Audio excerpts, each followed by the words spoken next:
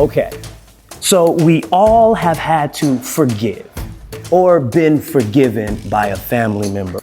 Now, Joseph and his brothers knew this more than anybody. In the Bible, Joseph was his father's favorite son. But Joseph, he kept flaunting it in front of his brothers' faces until, as you can imagine, they got fed up. And what did they do? They threw him in a well, they staged his death, and sold him into slavery. My goodness. But here's the crazy thing. Years later, after the well incident, the brothers, they come back together, and instead of meeting with revenge on their mind, they meet with tears, hugs, and forgiveness. You see, a typical family forgives each other. Hey, so welcome to week 4 of Atypical Families as we wrap up this series. I'm excited about the time we've had. Hey, I'm excited that we're going to be meeting together very soon. You're going to hear more about that maybe at the end of this video. But if not, definitely a life group Sunday about some kind of game plans and where we're going to be meeting. But jumping back into this series, just to recap you in case you've missed, you can always go back and watch the videos. But week 1 of Atypical Families, we looked at Adam and Eve. We looked at Cain and Abel. And we see that God originally, through Adam and Eve, designed what he thought would be the perfect plan for a family. But yet we see in disobedience through Adam and Eve, that plans changed and life was going to be hard. And we see that the very first family had struggles.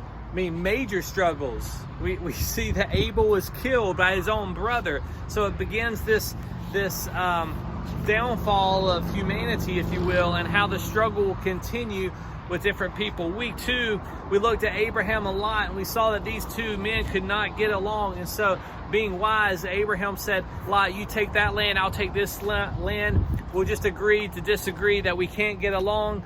And we see, though, that even in atypical families such as Abraham, that as he prayed for Lot, we see God faithful to answer Abraham's prayer and spare Lot's life. Week 3, we looked at Jacob and Esau. Man, what two brothers who fought all the time. It was Jacob always trying to get the upper hand, the younger brother always trying to take what wasn't his. And we see this take place, but yet we see that in the means of jealousy, the means of getting what Jacob could, we see Esau still befriending his brother later on in life and accepting him, and this relationship restored, and how we learned how families can deal with conflict. And today we're going to continue that thing. I mean, usually conflict hopefully results to something else, and that's forgiveness. And we're going to look at another story. We're going to look at Joseph and his life with his brothers and his father and how all that played out. Before we jump in there, let's understand this, that there aren't any families that are perfect. And because families are just people, they'll never be perfect. I mean, we are imperfect people living in an imperfect world and trying to continue to honor God the best we can. Until we get to heaven, we'll still be imperfect, right? And so here we see this, but there's ways families can respond. And I would say, again, we've been using this word typical and atypical, that typical families, when it comes to asking for forgiveness after someone's hurt, it's usually they don't respond in forgiveness. Rather, they respond in anger and revenge and just trying to get at the other person again. But the atypical families, the ones that will honor Christ in the way they live, they don't seek out revenge, even though they may be hurt. What they do is they seek out forgiveness. And so that's what we're going to look at today. But let me ask you something. How many of you have probably struggled with a family member? How you felt about what a family member did to you, maybe something. Or why was it difficult to forgive a family member? Or what did you do to offend a family member, right? Maybe it wasn't something you're receiving, but something that you did to someone else. The question is, how did you eventually forgive one another? And so what I want us to do today is we're going to look at the story of Joseph and how he forgave his brothers, and then we're going to tie this in with something Jesus taught to kind of close out the session. So hey, thanks for being here. I'm excited for us learning today. I want you to take a quick watch of this video so it'll bring us kind of around the understanding of Joseph's life. That's a really good one. Check it out, and we'll jump right into things. Here it is.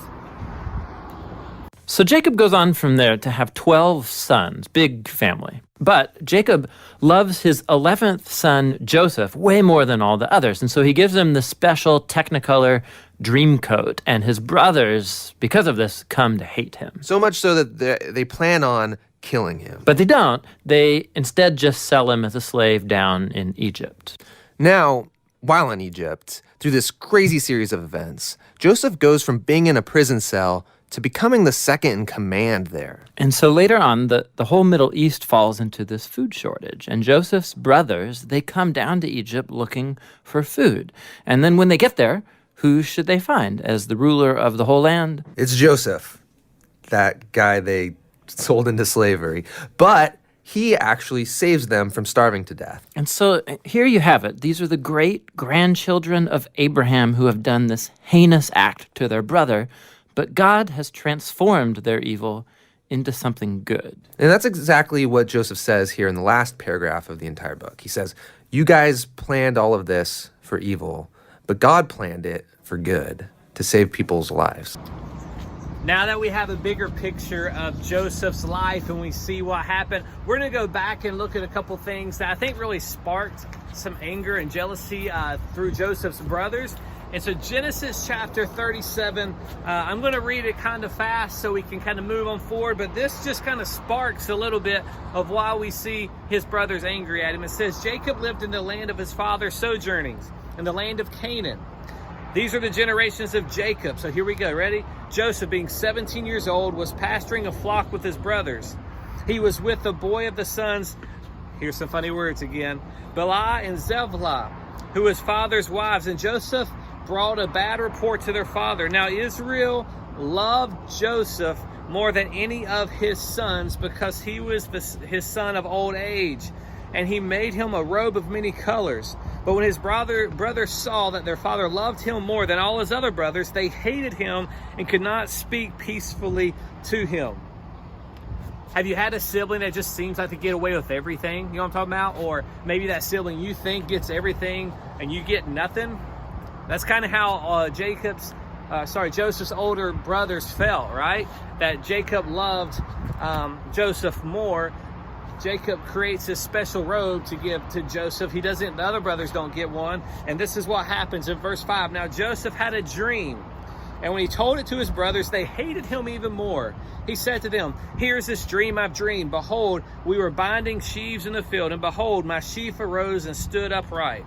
And behold, your sheaves gathered around it and bowed to my sheaf. And his brothers said to us, are you indeed to reign over us? Or are you indeed rule over us? So they hated him even more for his dreams and for his words. And Joseph has another dream that he comes, and it's kind of similar. Like these dreams, God is speaking to him and kind of leading out what's going to take place. And Joseph, I don't know how he brought about this. I don't know if there was a boasting element to it or what, but he shares these dreams with his brothers. And his brothers, they can't stand him because what he's saying is, one day you boys, you're going to bow to me. One day you're going to serve me. And that did not sit well with Joseph's brothers. So let's look a little further at what happens a little later in life. So we see in Genesis chapter 37, like I said, for time's sake, we won't read them all. So go back and look at these. Genesis chapter 37, verses 18 through 36, we see Joseph. He's wearing his nice fancy coat that he has. His brothers are working out in the fields. I don't know, outside today we got a nice breeze, but it's still a little hot and roasty. I can imagine that his brothers sweating, they're worn out, and Joseph heads out to meet them wearing like his prized jacket, hadn't done any work. And could you just imagine, I mean, the one who you feel like gets everything, the one who doesn't have to do much of anything, and they come strutting out in their brand new, whatever it is, for this is the jacket, and you're still working hard. You could see the anger building. I'm not justifying what his brothers did, but you could see the anger building to the point they wanted to destroy Joseph, that they wanted to kill him. And so they come up with a plan that, hey, let's kill him. But then I guess they think back, no, let's sell him into the slave market. Let's sell him as a slave. So you see what happens. They beat him up a little, they rough him up, they sell him to the slave, and then they take back his coat that's bloody and torn, and they say, you know, Father, look, Joseph, he was killed, we're sorry. And they got rid of Joseph, right? Wrong, right? So Joseph goes, and you can kind of look into more scripture. You see that after he was sold, he becomes a servant in the household of Potiphar, and he does great there. And then again, we see the instance with Potiphar's wife. He gets thrown back in jail. Some fascinating stories. I encourage you to go read them and see how God is working through Joseph's life. But we get to the end of Joseph's father's life. Now there's a famine in the land, and Joseph is ruling once again, and his brothers come to him. I want to pick up in Genesis 50, let's jump in at 15. You ready? When Joseph's brothers saw that their father was dead, they said, "It may be that Joseph will hate us and pay us back for all the evil we did to him." So they sent a messenger to Joseph saying, "Your father gives this command before he died. Say to Joseph, please forgive the transgressions of your brothers and their sin, because they did evil to you. And now please forgive the transgressions of your servants of God, of your father." And Joseph wept when they spoke to him.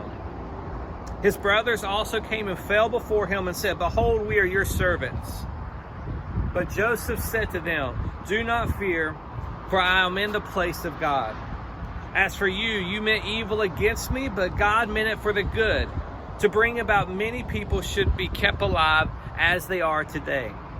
So do not fear, I will provide for you and your little ones." Thus he comforted them and spoke kindly to them. Man, talk about forgiveness to the extreme. To understand this, that Joseph was mistreated, he was left for dead, he was taken away, kidnapped by his brothers, sent away, lost all this time from getting to know his parents and other family members. And then it comes time where there's a famine in the land, and Joseph, not knowing what has taken place with his family, is doing very well for himself, doesn't need his brothers, doesn't need all that. But their brothers come to him and say, "We're apologizing. We are sorry for the way we treated you. We are sorry for the evil." I mean, they didn't sugarcoat it. They called it what it was, evil, that they are sorry for the evil. And Joseph's response was, "What you meant for evil, God meant for good. That I will forgive you. You're not even going to be, so you're going to come into my household. I'm going to take care of you and your children." And he says he comforted them. True forgiveness holds no grudges. True forgiveness lets everything go. Jesus has something to say about that. If you go to Matthew chapter 18, Peter comes up to Jesus and he asks a question in regards to forgiveness. And so let's read it, because then Jesus, not only he gives his answer, but he gives a parable, a story to kind of explain his answer. And so the question for you and I is, how do we forgive somebody? Does everyone deserve forgiveness? What about my brother and sister? God, it was too big of a thing that they've done to me that I can't forgive them. Let's see what Jesus' response to Peter is. Matthew 18, verse 21, it says, "Then Peter came up and said to him, 'Lord, how often will my brother sin against me, and I forgive him? As many as 7 times?' And Jesus said to him, 'I do not say to you 7 times, but 70 times 7. And here goes the parable that explains it. "Therefore the kingdom of heaven may be compared to a king who wished to settle accounts of his servants. When he began to settle, one was brought to him who owed 10,000 talents. And since he could not pay, his master ordered him to be sold with his wife and children and all that he had, and a payment to be made. So the servant fell on his knees, imploring him, 'Have patience with me, I will pay you for everything.' And out of pity, the master of that servant released him and forgave him of his debt. But when the same servant went out, and he found one of his fellow servants who owed him 100 denarii, and seizing him, he began to choke him. saying, "Pay me what you owe." So his servant fell down and pleaded with him, "Have patience with me, and I will pay you." He refused and went and put him in the prison till he should pay the debt. When his fellow servants saw what had taken place, they were greatly distressed, and they went and reported to their master all that had taken place. Then his master summoned him and said, "You wicked servant, I forgave you of all your debt because you pleaded with me. And should you not have had mercy on your fellow servant as a mercy I had on you?" And in the anger of his master delivered him to jailers until he should pay all his debt. So also my heavenly Father will do to every one of you if you do not forgive your brother from your heart. The parable is, quite easy to understand, right? You have someone who owes a large chunk of money. Let's put it in our terms. There's someone that owes you $1 million, right? That would be kind of nice to have $1 million, but someone owes you $1 million. And you're determined to get your money. So you go to them and say, "Give me the money, or I'm going to have you arrested. I'm going to take your family. I'm going to take everything you own. I'm going to destroy your life." And this person begs, "Please, please don't do that." And so you have pity on them. And you say, "You know what? I'm going to wipe the slate clean. You don't owe me anything. Go your merry way. Go back to living your life. You don't owe me the money. I forgive you." I mean, that's generosity, right? That's kindness. That's grace. And say that was you. So you were forgiven, and then you go find somebody who owes you like $10. And you go to them and say, "Give me my $10. And they're like, "I don't have $10. And so you destroy their life. You throw them in jail. I don't think you can go to jail for $10, but you destroy their life. All for a measly $10, yet you are forgiven of so much more. And Jesus says, be careful that you forgive others. And we see the ultimate forgiveness demonstrated on the cross when Jesus bore our sins. Things that we did to hurt him, he took upon himself to forgive us. And if that's the case, then we're responsible to forgive other people, including our family. And that family should be willing to forgive one another, just as Christ has forgiven you. And that's the story of forgiveness. That we're forgiven, we forgive people. We're loved, we love people. We respond the way the gospel calls us to, and it'll honor Christ. Hey, thanks for being with us. Thank you. Let me wrap it up this way, because we've been talking at the end of every session. Maybe there's someone in your family who has hurt you, and you're waiting for them to come and ask for forgiveness. Be the bigger person. Go to them. Settle things. Say, I know, listen, what you did was wrong, but I'm forgiving you. It's easier said than done. I understand that 100%, because some things are quite large in your life that you're wrestling with. But God still calls us to forgive. To forget, to let go, and trust God. I love you guys. I hope you have a wonderful week. Stay tuned after this video. I'll have a couple announcements for you about what's going to take place. Other than that, peace out.